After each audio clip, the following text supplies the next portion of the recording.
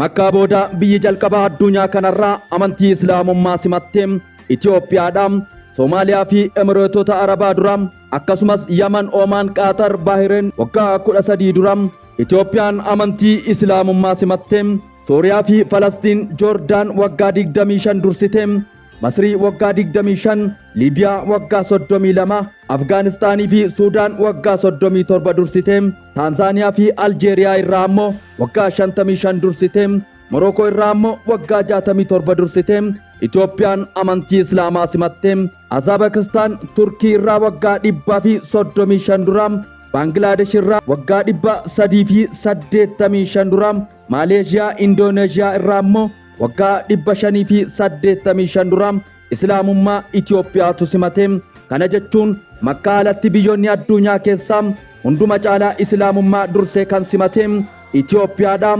Itoophiyaan Islaamummaa keessatti dachii seena qabeettiidha. Musliimoonni Itoophiyaa abbootii seenaa Islaamaati. Namni tokko Islaama biyya Arabaa qofaa wal qabsiisanii ilaalu. Garuu yoo Islaamni biyya tokko waliin wal qabsiifamee ilaalama ta'e Itoophiyaan biyyoota addunyaa hunda caaltee mirga guddaa qabdi. Sababni isaas hedduudha.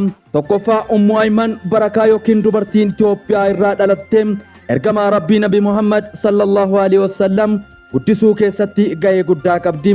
Islaamni Makkaa booda Madiinaa illee osoo hin geenye jalqaba irratti gara Itoophiyaa seene. Yeroo sahaabonni Makkaa keessatti ari'ataman mootiin Najjaashii fi uummanni Itoophiyaa kooluu fi nageenya isaaniif kenne.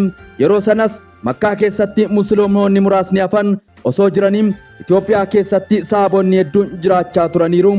Muazzinni jalqabaa seenaa Islaamaa Bilaal ibn Rabah nama Itoophiyaa irraa dhalate. Mootiin Najjaashii hooggantoota addunyaa keessaa Islaama fudhatan keessaa isa jalqabaa ta'uun beekamaadha. Musliimoonni Itoophiyaa daangaa biyya isaanii eeguu, aadaa ishee guddisuu fi seenaa ishee barreessuu keessatti dhaloota irraa dhalootatti gahee olaanaa taphatanii jiru. Isaan bu'uura ijaarsa biyya kanaa keessatti isaan tokkodha. Islaamni Itoophiyaa keessatti kan babal'ate waraana yookaan humnaan osoo hin taane akka qajeelummaa fi fedhii gaarii uummata Itoophiyaatiin ture. Seenaan guddaan kun Makkaa booda Itoophiyaan akka biyya lammaffaa Islaama simatte taasise.